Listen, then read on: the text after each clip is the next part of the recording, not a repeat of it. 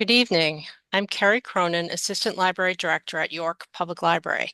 I'm pleased to welcome you to tonight's program on offshore wind with Dr. Habib Joseph Dagher, which is our second program in the 2025 climate change series titled Coastal Impacts and Resources. A special thanks to our program partners, York Ready for Climate Action and York Land Trust. Tonight's program is being recorded and it will be accessible via the library's website, yorkpubliclibrary.org/climate, later this week. Upcoming programs in this series include How to Speak Bird with Dan Gardocki of Lead with Nature, which will take place in the York Public Library's community room on Wednesday, March 12th at 5 p.m. and a native bird stroll, which will take place at the Center for Wildlife in Cape Nettic on Sunday, March 16th from 10 to 11:30 a.m. I will now be handing things over to Marina Males, Executive Director for York Ready for Climate Action, who will introduce tonight's speaker and moderate the Q&A. Thanks for joining us.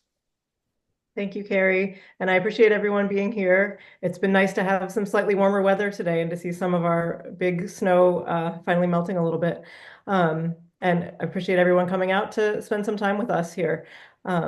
Like Carrie said, I'm the Executive Director of York Ready for Climate Action, and we're a grassroots organization in town that's dedicated to increasing awareness of the causes and effects of climate change and advancing environmentally friendly and inclusive policies and behaviors. We run an energy coach program, which can bring volunteers out to your home to help you look at how your home could become more energy efficient, as well as community events and other programs. In this session on offshore wind, we have distinguished professor Dr. Habib Dagher with us, who's going to share an informative presentation about Maine's offshore wind industry.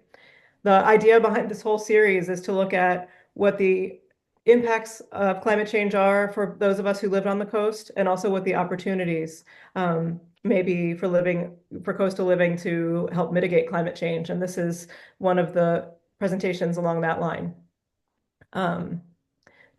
Dr. Dagher will speak with us about offshore wind projects and the potential off the Maine coast, and why offshore wind is a critical part of greenhouse gas mitigation in our region.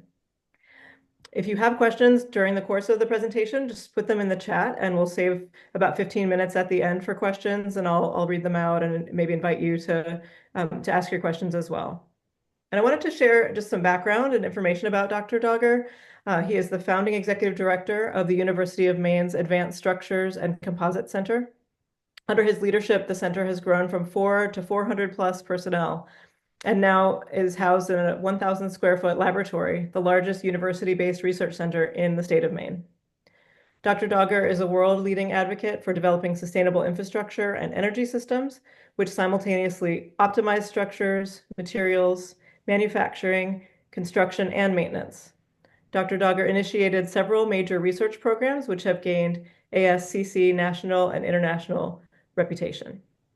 He holds more than 80 patents, has over 100 publications, and has received numerous awards, including the 2015 White House Transportation Champion of Change, the Carnegie Foundation Maine Professor of the Year, the Distinguished Maine Professor Award, the American Society of Civil Engineers Charles Pankow Innovation Award, the Maine Better Transportation Association Transportation Champion, Wind Power Engineering and Development Innovator 2017, Engineering New Record Top 25 Newsmakers, Maine International Trade Center Innovator of the Year, the Maine Development Foundation Champion for Economic Development, and was named the 2023 Innovator of the Year by Maine Biz.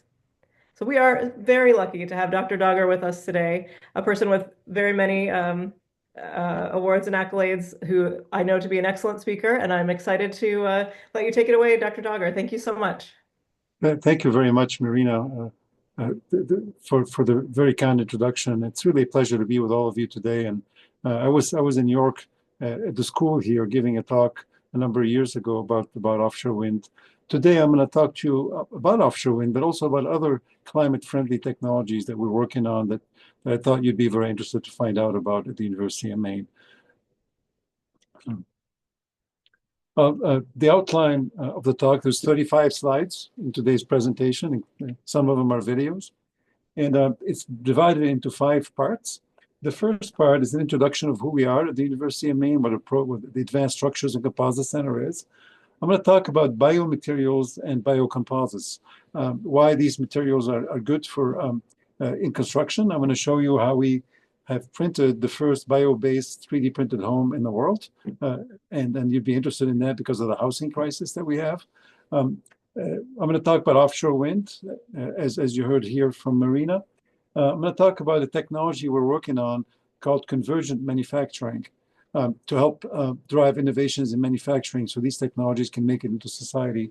And finally, I'm going to talk about low carbon infrastructure, low carbon bridges, bridges that will last longer and have a lower carbon footprint. So these are the 5 topic areas. So the first is about the Composite Center at the University of Maine.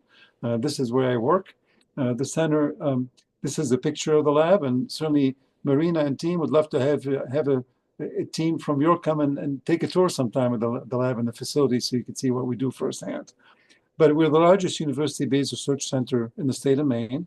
We're founded through the National Science Foundation in 1996. So we've been around for almost a quarter century. We have partnerships with federal agencies. We've had over 2,900 students, interns from 35 majors on campus work in our laboratory. So what I'm excited about, the students actually get to come and work in the lab. They can work up to 30 hours a week if they're undergrads and full-time if they're grad students. And they get paid to work on real projects. And that helps students really learn how to work together in teams, and they can make money as they go to school and work on very exciting projects. So, and then we have about 420 personnel who work in the lab right now. These are our partners across the globe that do research and development with us. So not only are we working in Maine, but we're working with many research institutes and companies across the globe to help drive these green technologies into society. And our students have an opportunity to collaborate, of course, not only with people in Maine and peers in Maine, but they're going to Europe and traveling to Europe and spending months at a time in there working with researchers in other universities and other research centers. So there's a real opportunities for our students at the university and staff to also collaborate with like-minded folks, researchers from around the world. So we have over 500 partnerships globally. And the center has received a number of national and international awards. For example, the Engineering News Record called us one of the top 25 newsmakers globally. The American Council of Engineering Companies gave us the U.S.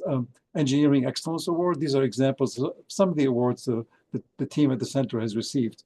But in terms of what we do, we develop future technologies and educate the leaders who will take these technologies and implement them in society. These are some of the technologies that you'll hear about and we're working on today. They involve composite materials, biomaterials, advanced manufacturing, construction. Here's an example of a project we've worked on. You're familiar with the Hodgson yachts, which is in Boothbay Harbor. Has anyone been out to see them?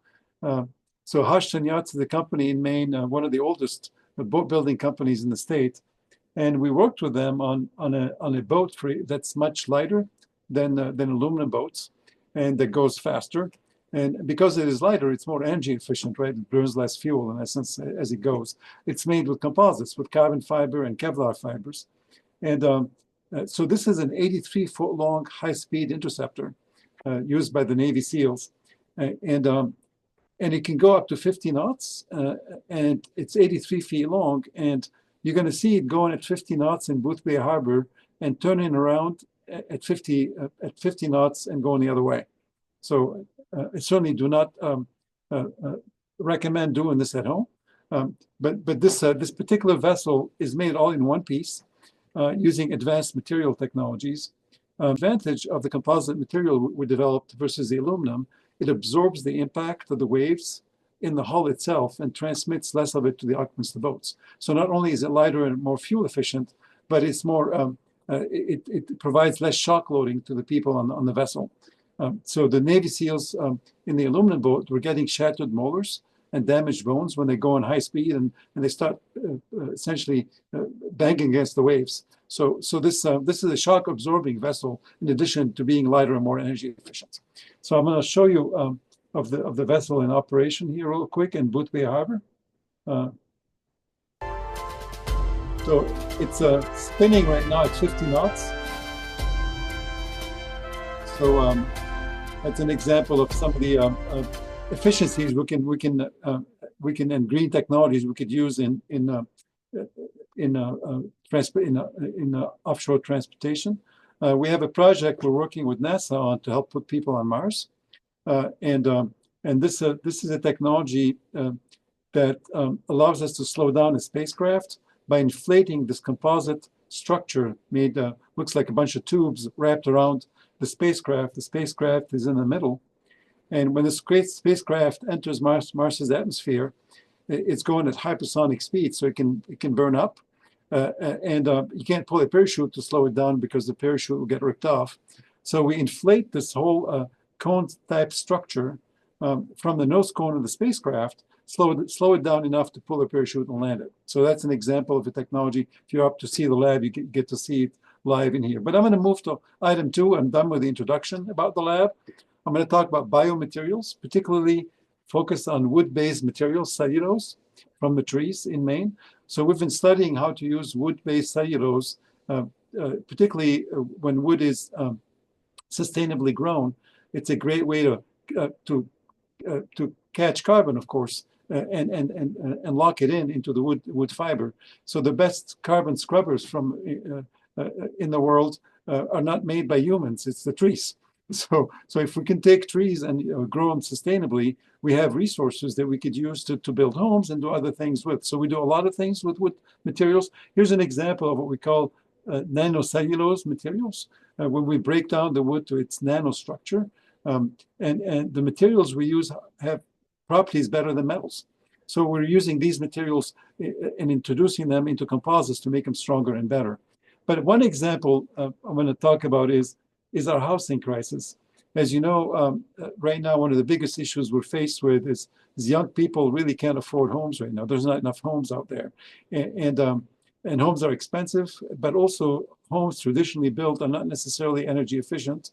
We waste a lot when we build homes. When we build a stick-built home, there's many truckloads of waste that we take to the dump, right? So is there better ways to build a home that are more energy efficient and environmentally friendly? So when the pulp and paper mills in Maine shut down a few years ago, we had 5 pulp and paper mills shut down in a short period of time. We have a glut now of wood waste. We'll call them wood residuals in our sawmills. What you see in the left here are the sawmills in the state of Maine, and there's a whole bunch of them. And the wood that used to go from the sawmills, the waste from the sawmills that used to go to the pulp mills in Maine, now is abundant in the state and still exists as an issue for the sawmills that have to do something with it. So how much wood waste do we have in the sawmills? We have roughly close to 1 million tons of wood wastes we generate every year in our sawmills. So we asked ourselves, could we print homes with that? Could we print homes with this waste wood? And so this is what we do is we take the wood waste from the sawmills and we grind it up into this powder. It looks almost like a flour. And then we mix it with a resin, a bioresin, and we make these pellets. And then we take these pellets and heat them and print them and create homes with them. That's what we try to do. Because the wood waste is inexpensive, we have an inexpensive way to produce these homes, and they're a renewable resource. That's a waste resource. So I'm going to show you a home that we produce using this technology. We call it BioHome 3D. So this is our largest 3D printer in the world that we're using to print a home with in our lab. We did that close to a couple of years ago. I'm going to freeze it for a minute. Notice the roof truss that's being printed here as we produce the home. Can you see the video? And then we have cavities inside the home. What we're doing here is we're taking the pellets. The pellets get extruded and deposited in a molten form, layer by layer, to produce the home. What we're doing right here is creating a roof truss and wall trusses. We divided the 600 square foot home into 3 modules. we worked with the Maine State Housing Authority to design a home that meets all the requirements. So we produced, in this case, a 600 square foot home as a prototype to test it out. So this is the first module being produced. And then what we did is within our laboratory, we wired the modules. We ran wiring, electrical wiring through it, and we used wood insulation inside the cavities to provide the R value in the roof and in the walls. So it's a blown-in wood insulation. So it's all bio-based. The walls are bio-based. The insulation is bio-based. So we broke up the house into 3 modules, and then we designed the modules so they can be easily lifted and placed on a flatbed truck and moved to a site. So this is the first module arriving near our lab to a pad that we produced ahead of time, and we lowered the modules down. And we had 3 of those modules. That's the second modules arriving.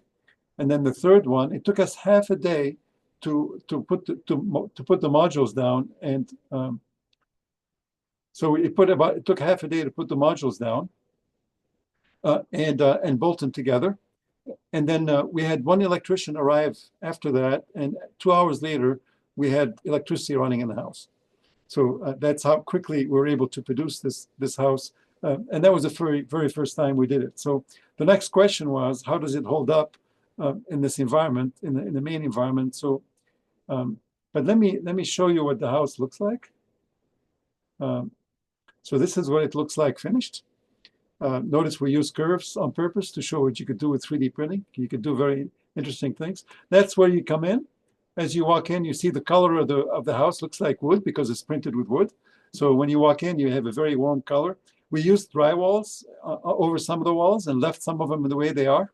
And that's the bedroom. And that's another view of the bedroom. And we used let me see here. Notice the flooring is a wood composite flooring, but if you pull that out, you'll see the same material as you see on the roof, the 3D printed material. So we can actually finish the house any way we wanted to. We can put wood flooring on it, ceramic tiles. The walls, you could put drywall on it or not, leave them the way they are. And that's what we did in this house. Notice that some of the walls we left as they are. We didn't put drywall on them. Some of the walls we actually put drywalls on. So you could really finish this house any way you really wanted to. Notice this wall is as printed. We didn't really touch it. We use a very efficient heating systems using electric air-to-air heat pumps on it that maintained it very comfortably. So it had a very good R value and maintained the heat and very well through 2 winters now. We've been through 2 winters on this home. It's done extremely well. Here's another shot, and that's the living dining area. You can see the curved walls. We left them as they are. In this case, we used wood composite flooring made here in Maine over the 3D printed walls. The walls in the back here, we put drywalls on, but if you pull the drywalls out, you see this. So you could finish this home any way you wanted to on the inside.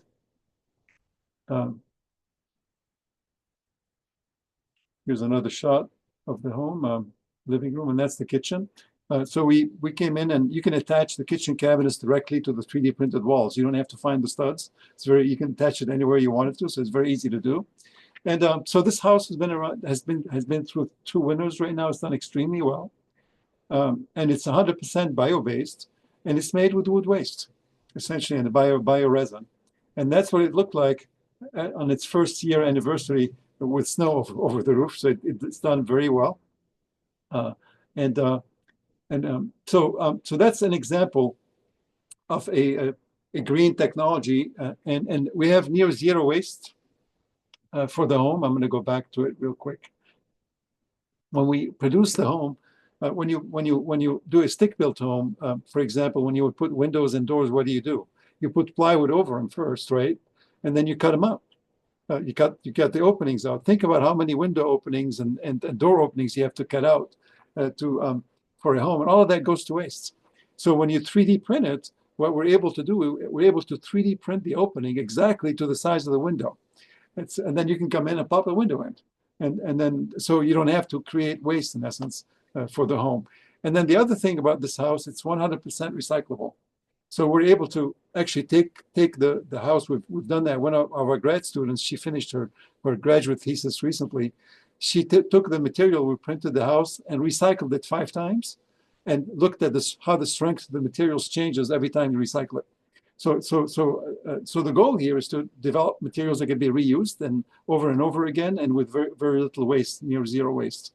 So that's an example of a green technology that we've been working on in the lab that helps solve one of the major issues the state is facing, which is our housing crisis right now. So I wanted to show you not just offshore wind, but a variety of technologies that are green, and hopefully one day you're welcome to come and see that firsthand.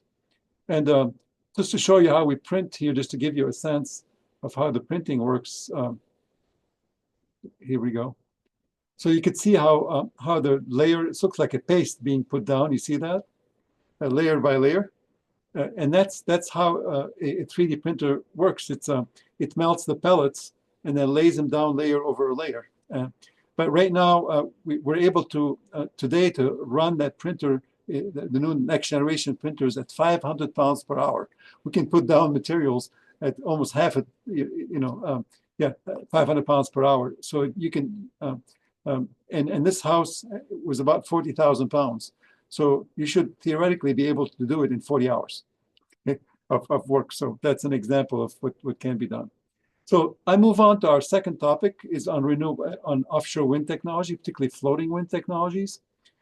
As you know, the offshore wind energy is one of the many renewable energy opportunities that the world has. Europe has over 5,000 offshore wind turbines right now placed across Europe, and they're building a lot more of them right now as we speak. But when you have deep waters, like we have in the Gulf of Maine, when they're more than 150 feet deep, you really want to float the turbine. So that technology of floating technology is next generation technology, and that the world is racing to develop these technologies and build them. And Maine, of course, is doing that as well, because we have deep waters off of our coast. So how much wind do we have off the coast of Maine? In the Gulf of Maine, we have 156 gigawatts of offshore wind capacity. What does that mean? That's roughly 156 nuclear power plants worth of wind. That's how much there is off of our coast.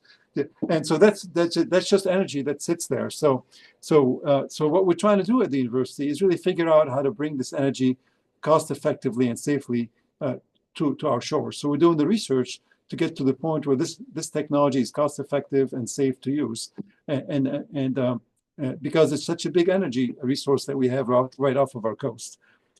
So there are deep waters off the coast of the U.S. The dark blue areas that you see off the coast are deep waters. The light blue areas are shallow waters. So deep waters is more than 150 feet, and shallow waters is less than 150 feet. So you could see in the Gulf of Maine, you have very little 150 feet light blue areas, right? It's all deep waters. And then in dark blue is the deep water right here. So Maine, if it's going to do offshore wind, it really needs to be floating offshore wind technology. So how do you float a turbine?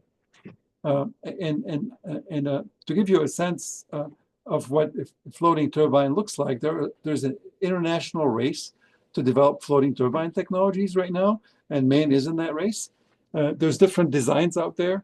This particular design is called the semi-submersible. So what you have is almost like a trimaran. How many of you have sailed a catamaran? What is a catamaran? It's a boat with 2 hulls, right? Okay, that's a trimaran. It's a boat with 3 hulls. Okay, that's what we really built. And the hulls are shown right here, one on each corner, 1, 2, and 3. And they're tied under the water, the 3 hulls are, and the tower is in the center. Okay? And when you have it in the water, what you see in yellow is above the water. What you see in the beige is below the water. Okay, so there's part of it that's above the water and part of it's below the water. And to give you a sense of scale, there's a school bus here. You see the school bus right there? You see where my cursor is? That's a school bus. So that's not tiny. These are things that are very big. And then that's why we're designing them to be stable and sustain 500-year storms and so forth. And then how do you keep them where they are? You use mooring lines, just like you have just like you have mooring lines on a boat. So this unit has 3 mooring lines on each corner to the seabed.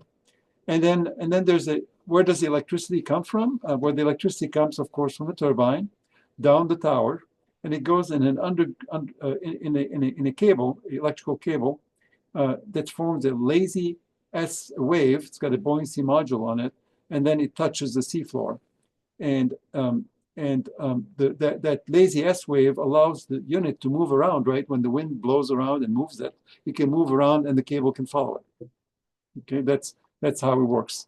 Um, we've been at the University of Maine, we've been developing technologies for turbines. For example, this is a wind blade being tested in our lab to make sure it's going to hold up. That's a 165-foot blade, and we can put 25 years on it in about 2 months in our lab.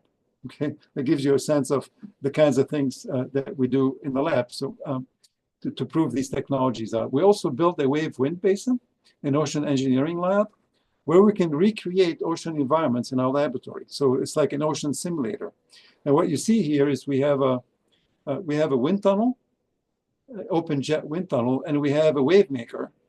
And we can create waves and winds to represent what happens offshore and test different designs at smaller scale to prove them out and develop our engineering tools to make sure the engineering tools work.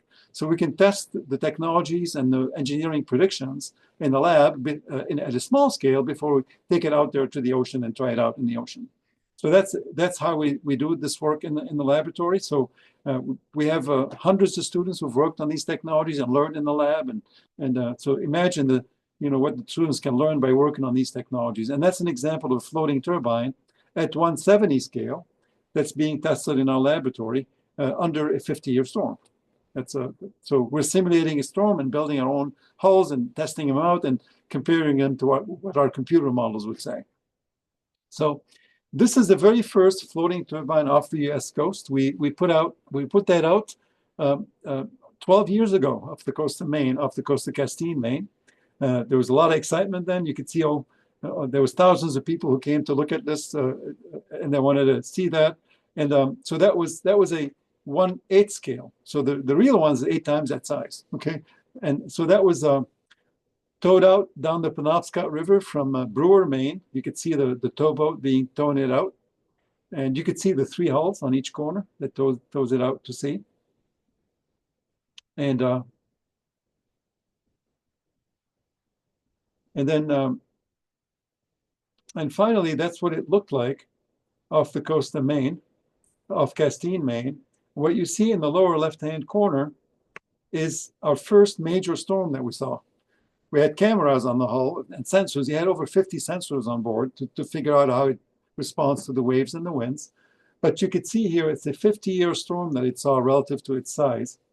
That's roughly the equivalent of 60-foot waves relative to its size. But of course, it was not a 60-foot wave because that was a 1/8 scale unit. So right, it was more like close to a 10-foot wave, but because of the scaling effect, it represents a 60-foot wave. But you could see that it was snowing at the time. You could see the whitecaps out there.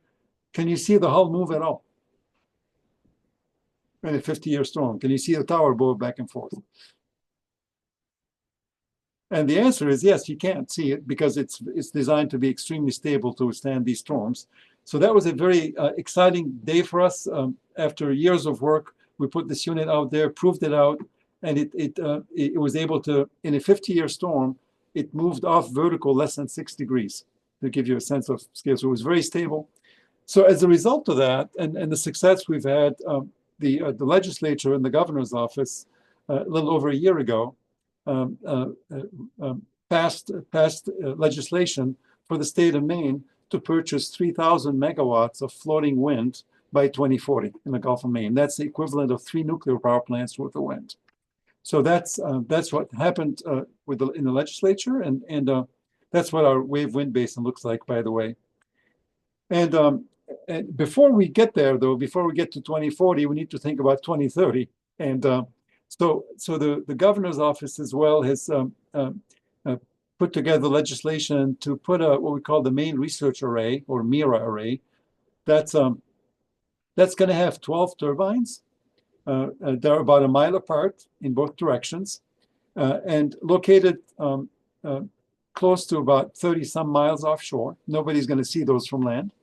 And, um, and the goal here is to build the first 12 units and learn how to develop the workforce and see how they uh, and see how they interact with the environment. Do a lot of environmental ecological studies to see how they impact the whales and the fisheries and the birds and the bats, and so use that as an experiment, in essence, a small scale experiment to evaluate the impacts on the specific species we have in the Gulf of Maine. So we're very concerned about making sure we understand all the impacts on the fisheries as well as the ecological systems in the Gulf of Maine. And so that's why this Maine research array is planned, is to get the research done and learn from it and not make mistakes at a bigger scale. So the Maine research array will likely happen at the end of the decade, and then will be operational before full-scale turbines get built in the Gulf of Maine. There was a lease auction that took place by the federal government last year, where the two companies have actually won bids for two leases in the Gulf of Maine for commercial leases that will be built in the 2030s, and that was roughly about 7 gigawatts of offshore wind. So that's essentially the equivalent of 7 nuclear power plants worth of wind. And these leases are way offshore. They're over 40 miles offshore. So nobody's going to know these turbines exist because they're beyond the horizon. And of course, nothing's going to happen now. The goal here is to first build the Maine research array, learn from that before you go out and build anything at the larger scale. That's certainly the plan. Crawl before you walk, walk before you run. Make sure we don't make any environmental, ecological mistakes that would affect the future. So where we are today, to summarize, I've showed you I've talked about the Advanced Structures and Composite Laboratory, the kind of research we're doing in bridges as well as in housing applications, in boat building, but also in offshore wind technology. So I'm happy to take questions. I'm going to stop here and take some questions. Yeah, thank you, Dr. Dagher. Dagher, we really appreciate it. So most of the questions that we have are actually about the 3D printed houses. But before we get to that, I think folks are wondering about the future of offshore wind in Maine, given the changes in Washington. Have your programs been impacted already, or what do you expect to, what kind of impacts might you see in the coming months? I wish I could speculate on the impacts, but certainly there are impacts. The industry has been impacted nationally right now, but certainly the current administration really is talking about U.S. energy dominance, and certainly when you have that much wind off the Gulf of Maine, 150 nuclear power plants worth of wind, being able to develop that also helps with energy dominance that the U.S. would need to have. So it's different kinds of energy. So I hope the administration is going to take eventually a position that we need to be leaders in all energy fields, so that's what we're hoping will happen. But certainly there are significant impacts right now to the industry that are taking place. So. Sure, and if you have other questions, I invite you to put them in the chat. And I'm curious how far you think the technology is from being adopted, like on a wider scale.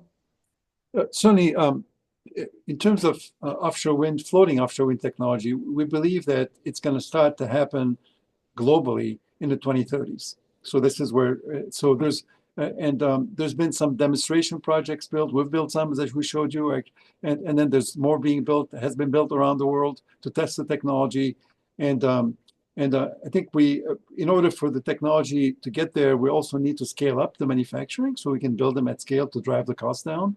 And that needs to happen simultaneously, if you wish, with developing the technology. So it's almost like we need to get to a situation where these are built like in a Ford factory. So we got to crank them out on an assembly line, right? That's really what we need to get get the cost down. So that we estimate will happen in the 2030s.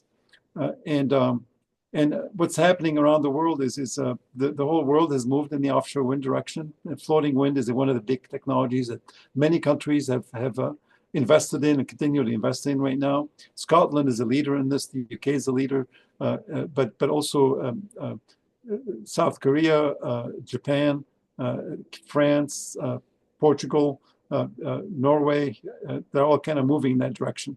So there's an international effort to get this technology ready for commercialization in the 2030s. So in the meantime, we're doing the research here, making sure we dot the I's, cross the T's, make sure we understand the environmental impacts. Now, in terms of, I am optimistic all of this is going to happen because society needs it. I think we need that from the environmental perspective. We need it from a cost perspective. The cost of fossil fuels, as you know, are very volatile. It depends on what's going on around the world. And to stabilize our energy costs and protect our environment, these technologies are needed. So at the university, our goal is to do advanced science and advanced research. So the cost goes down, so society can benefit from this technology. So that's where our position is continue the research, continue to improve these technologies, continue to drive the cost down, continue to understand the environmental and ecological impacts. So when we build this industry, it's done in a sustainable and cost-effective and safe manner. So. Great, thank you. So that question was from Doug Bogan, and I hope, Doug, that answered your question. Continue to write in the chat if you want to elaborate. We have a question from Kiki Tidwell. She says, maybe you can discuss how the composite industry could participate in the turbine blades development. Yeah, the composite industry is already a big part of the turbine blade development. So turbines, for example, boat builders can become blade builders in the future, but you've got to scale up the industry first. It's very similar to boat building. How you make these hulls, these blades. So the composite industry is very interested and has been building blades for land-based applications for decades right now. And in offshore wind, the blades are bigger, so they're harder to build. They require more QC, better technology. They use more advanced materials in land-based wind. But the composite industry is wholeheartedly working on developing these blades that are needed for this industry. So. Fantastic. A question from Natty Graham, wondering about the amount of fossil fuels that are required for the construction, the transport, placement, and maintenance of a single turbine. Yeah, so very good question. So the numbers, a number of researchers have looked at that, and a very, very simple number to remember is that within the first year of operation of one of these units, of a wind turbine, you recover all the carbon footprint it took to actually produce it. So basically, after the first year of operation, you've already earned all the carbon credits you need to what it took to actually build it. And from there on, you're really it's icing on the cake at that point in time. So. That's great. That's easy to remember and a good talking point. Thank you. Yeah. Okay, so we have a question from Jim Smith, remarking that offshore wind is opposed by the lobster industry, and can you comment on how that will be addressed regarding the impact on the fishery? Yeah, and again, as I said, these are very important questions to all of us, not just to the lobster industry. We take those very seriously. We want to make sure that the impact of these turbines on the lobster, and not just the lobster industry, but the fishing industry and other industries, ocean-based industries in the state of Maine are well understood. And that's why the state of Maine's plan has been to build this research array first. It's like a research project, right? Let's go out and understand that, collect the data we need to collect, and have the data we need to go back to the industry with. So the good news is Europe has built its first offshore wind farm in 1991. Okay, there's over 5,000 turbines, offshore wind turbines in Europe today, and they've done a lot of environmental ecological studies, and they're all moving forward with this because it's been very positive from their perspective in terms of the environmental impact has been minimal. And so they kept building them. They continue to build them. So we have a lot to learn from Europe, but we have different species in Maine that don't exist in Europe. The lobster industry is unique to the state of Maine. So we can't just say, here's what Europe done, it works here in Maine. The birds that fly in the Gulf of Maine are different. They're very unique species. So we need to understand those issues and collect the data, the scientific data, before we go out and say, let's go build offshore wind farms in the Gulf of Maine. And that's why we're doing research at the University of Maine. We're collecting data. We have been collecting lots of this data already. Others have been collecting data as well, not just at the University of Maine. But this Maine Research Array is a key project And the goal here is to, with the Maine Research Array, to survey the lobster fisheries before you build this small farm of 12 units, and look at how the lobster industry changes year from year, essentially, as you operate this small 12 turbine farm, and that's going to give us a lot of data that's going to tell us how this industry may or may not be affected.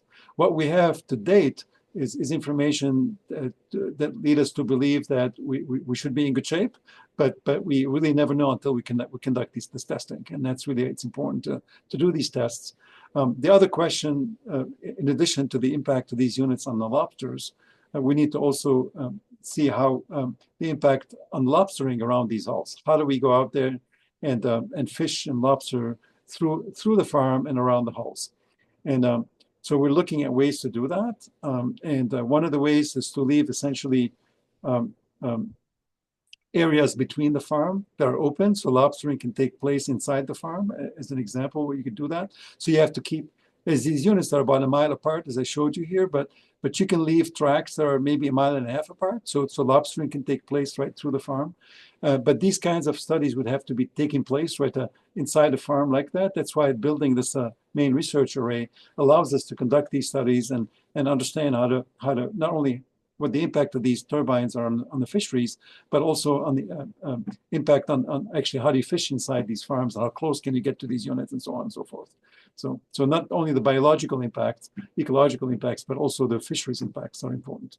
But conducting this test is really an important first step before we say we're clear to move forward and build an industry. Right, right. Thank you. And how can average people like those of us on the call keep up with the information that your studies are finding over the course of the next few years? Certainly, we have a lot of publications that we put out there, and our website has publications and journal papers that we've put out there, and others have put out there. Also, there are national organizations who are also putting this data out. The Department of Energy has data and the research results as well. The Bureau of Ocean Energy Management, BOEM, also does a lot of these kinds of ecological and environmental studies as well, and puts this information on their website. So it's called the Bureau of Ocean Energy Management. So there's really an army of researchers who are poring over these questions and publishing the information that comes out. But the bottom line, the Maine Research Array, in essence, it's in the Gulf of Maine. It's going to look at the species in the Gulf of Maine, the fisheries in the Gulf of Maine, and really get us data that's more relevant to our environment and our ecology. So. Okay. I see one more question about offshore wind. If you have other questions about offshore wind, go ahead and add them now, and we'll shift to talking about the composite home in just a minute. But Doug Bogan wants to know if the Sears Island offshore wind port facility is moving forward and any estimate when it might be up and running. That's a very good question, Marina. I wish I could answer the question. I think the state of Maine is the best group to answer the question and how they would like to move forward on that.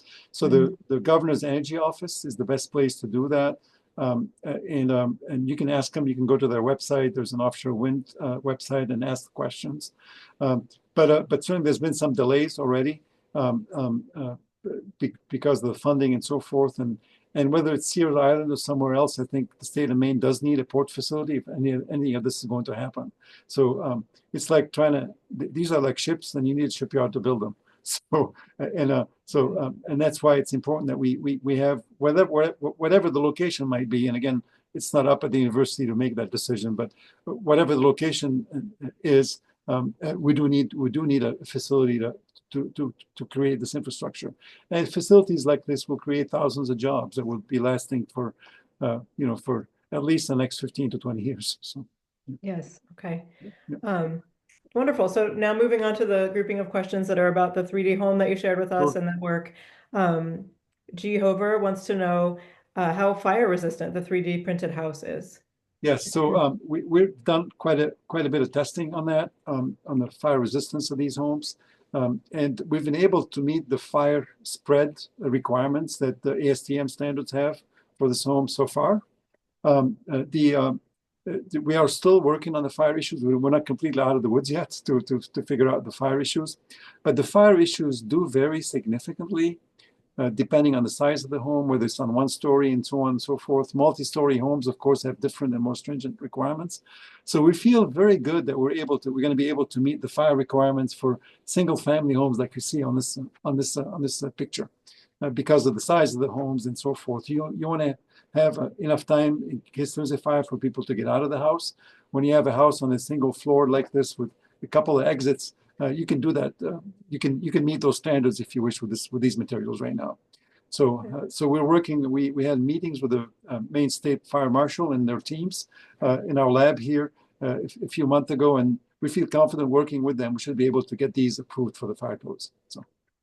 Fantastic. And that relates to a question I was wondering while you were presenting, because fire retardants and the materials could have chemicals in them that are not good for people, and that makes me think about off-gassing from these materials. What is there harmful off-gassing that happens, or are these pretty benign?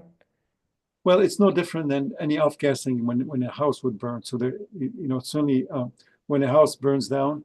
Well, I think I mean like in the construction process rather, not in the case In of the the fire. construction process, Yeah. no, there are no harmful volatiles that come out from the 3D printing process. We actually tested.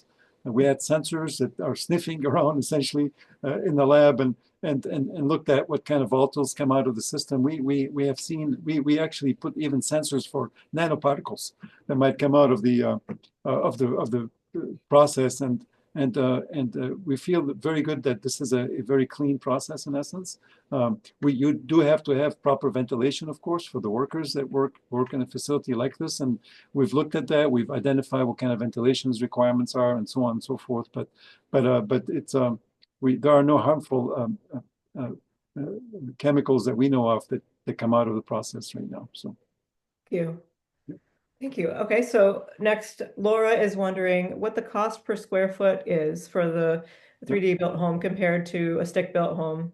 Yeah, certainly we're not in production yet. This is the very first home, so we're not really cranking them out yet. But when we start cranking them out, our numbers show that we should be very competitive with current construction in terms of costing. So you would expect these homes would be competing favorably with current construction, and our goal really is to provide, as you know, there's not enough people to build homes in Maine right now. We don't have the workforce to build the homes.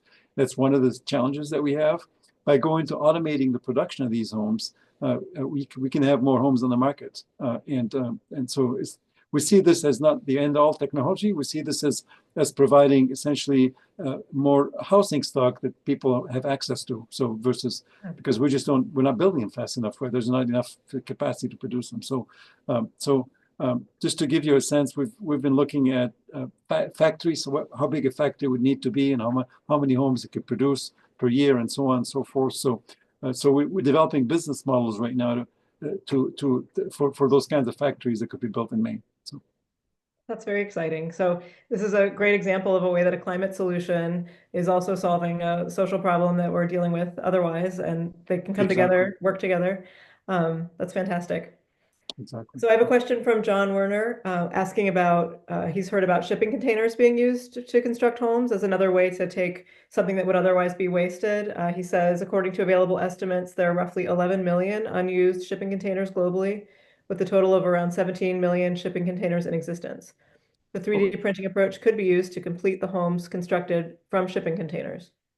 What is the cost of 3D printing homes versus the container approach? I don't know if that information is available, but maybe you can speak about. As I said, these 3D printed homes that we're building would be cost equivalent to existing construction. So they'll compete very favorably in the marketplace with existing stick-built homes. That's the numbers that we have to date. Once we scale them up, right, when we're in a factory environment. In terms of building homes with shipping containers, I'm not an expert on that, but I have seen there used to be a entrepreneur in Brewer, Maine that was actually doing that, taking old shipping containers and retrofitting them, cutting windows and doors out of them and putting them together in a Lego form to build a home. How much that costs, I don't know, but certainly that's something that entrepreneurs have looked at, and some have actually started doing that. So to put on the market again, it's going to take more than one solution, right, to get to the kind of housing numbers that the state needs right, by 2030. The state needs what close to 80,000 homes, housing units by 2030. So I think it's going to be a combination of solutions, and hopefully 3D printing will be one of those solutions that we can bring to market. So. That's great. It seems like we really need your lab and labs like yours to be testing out ideas that are going to innovate in the future. We have such a great need to change the way that we build houses, the way that we make our energy. And I'm just really excited and heartened to hear that there are students all over Maine working on this and then going out into the workforce. And I was wondering if you have any examples of alumni and what they've gone off to do, or other exciting projects that you're aware of that give you some hope right Yeah, now. certainly a lot of our alumni are working in industry in Maine. A lot of them, close to 80% of them stayed in Maine, are working in projects in the state of Maine. Um, we've had a number of students actually leave their jobs in industry to come work in our laboratory. Had already jobs. Some of them left, came back to Maine. I have um, uh, one of our female students was working outside the state of Maine. Was from Maine originally. Went off from the state of Maine. Heard about our offshore wind program. Left her job and came here and got a master's degree. And now is working in our laboratory full time, in offshore wind engineering. So there's a lot of people who really believe in this. A lot of the young population, young people who actually see this as a hope for them to come in Maine, have jobs, and help contribute to a clean environment in the state. So there's a big movement like that within our students that would like to be part of this future. We have a number of our students actually have built companies in Maine that came out of our laboratory. There's a company called Compotech in Brewer, Maine. It's Compotech. And one of my students, his name is Paul Melrose, he was if you remember John Melrose, he was a Secretary of Transportation, Commissioner for Transportation in Maine for a number of years. And it was his son. He came here to our lab as a student and learned this. And he has a company with close to 100 employees in Brewer, Maine. It's one of the fastest composite companies in the United States. It was a top 20 or top 12 that last year growing composite companies in the country. And he basically learned all this technology in our lab, went out there, and he's out there, started the company. And it's an example of how the lab has impacted the environment around it. We have another company it's another one of our graduates. One of my students, his name is Bob Lindeberg. Dr. Lindeberg was also my master's degree student. And now he started a company, technology we developed in the lab. It's a composite shipping container, smart shipping container that detects intrusions. If anybody's trying to steal stuff out of your container, you catch them. And so this particular technology, he built a plant in Old Town. He's got 20 some employees right now, and looking to commercialize the technology and grow it to a lot more employees. So it's an example of a company that came out of our lab. One is in Brewer and one is in Old Town. Another one of our students, many of our students actually, is part of a company that's building bridges using composite materials right now and shipping them out of the state of Maine. And they're in Bucksport, and the company is called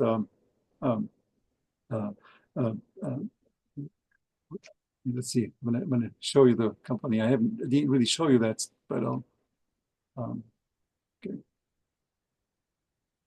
This It's thing got is to be frozen. exciting to see your students out in the world doing this good work. Oh yeah, they're actually building factories and so this company right here, Advanced Infrastructure Technologies (AIT) was purchased recently by a bigger firm called Basalt Inc. And they're building bridges right now and shipping them off outside the state of Maine. And one of the bridges they built. This is an example of a bridge they built. I didn't show you that, but this is a composite girder bridge. It's about 1/4 the weight of steel girders. And because it's so light, they used lightweight cranes and picked up the girders two at a time.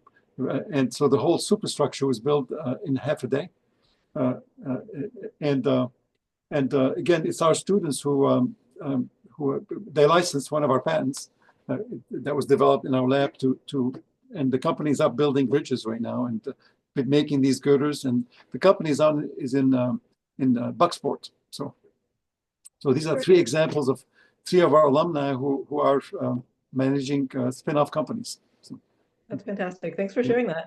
yeah, you're Last welcome. question I'll ask. I know this isn't your area necessarily, but I like to focus sometimes on what climate action we regular citizens can take. And I'm wondering if there are um, calls we could make to our legislators to ask for certain funding. What would you prioritize if we were to make a call to fund some of this good, make sure that the state funds this good work adequately? Well, thank you for asking the question. I think the important thing is to uh, for Maine to continue to be a leader in offshore wind technology right now because of the reduction in federal funding for a variety of reasons right now. Uh, it would be very helpful if the state of Maine would invest in the research. So our research teams continue to work and improve this technology. So it's ready for the state of Maine by 2030s. So, so I would say that would be certainly, to answer your question, a very valuable thing to do to invest in for the state itself to invest and maybe even create a center of excellence in offshore wind technologies at the University of Maine. Uh, that would be an example of certainly some actions y'all can certainly help with. And I'd like to extend, the invitation for your team to come and visit the lab and see things firsthand and interact with the researchers and the students and so on and so forth. So, Thank you. Thank you. I've got a 13-year-old who's very interested. I might have to take you up on that. yeah, If and actually, if you want, have the 13-year-old and their whole school come up, in the Okay. school bus. Why not? We actually have a competition called the Windstorm competition, and then that's for middle schools and high schools in the state of Maine. We give them kits designed. We teach them how to design floating wind turbines, and they work on it through the year. And in May, they come here to the university, and they compete with each other to build where they test their turbines in our wave wind basin. And the ones Ah, that are more stable win a competition, a statewide competition. Last year we had 900 students from across the state of Maine were up here in this competition. It's called the Windstorm competition. And so if you go to our website, you'll see, go look for Windstorm competition. And then what I would suggest is for your not only for your school, if you, your school can come up to take a tour. A lot of schools come and take tours of the lab and then bring their maybe their science teacher and whoever is going to come with them. And then we'll tell them about the competition. Maybe next year they'll compete. They'll come over here, be part of the team that competes. So we also help. We raise money from a variety of sponsors in the state for schools who don't have the money to travel. A lot of the schools don't even have the money to um, pay for the school bus to bring the school students to the university. So we raise money for that. People in Maine have been very, very generous, and they've put some money up so the competitions can go forward. And we pay for the school bus to come up and pay for the fuel and pay for the kids to come down and give them lunch and so on and so forth. So those are things that, I mean, your community can be active in, and if they can participate not only in your children and your school can participate, but maybe some of the community member can help sponsor this competition. So these are examples where the young people actually, a lot of the young people who can compete in this competition end up coming to our lab and studying engineering and being part of the future to build that future in the state. So we're yeah. that's fantastic. Yeah. Thank you And you so have my much. email address. If you want to email me about your school, I can put you in contact to organize a visit. So. Okay, I will mention it to my son's science teacher for sure. Yeah, Thank yeah, you yeah. very And that much. would, and of course, other than that, if he wants to come up with you or and others, we're happy to have you individually or else. We have regular tours on where school children from across Maine come on Fridays, and they tour the lab and they can see what's going on and we're happy to help you organize something for the York community. So, Thank you. yeah, All right, well, we are out of time. Carrie, do you want to close us out? Yes, just wanted to say thank you again, Dr. Dagher. This was fascinating. you're Your welcome. research is amazing. We all Thank learned so you. much. And thank you, Marina. Great job with the facilitation. And join us soon on March 12th for our next program, which will be in person here at the York Public Library. Thanks again, everyone, and have a great evening. You Thank you. too. Thank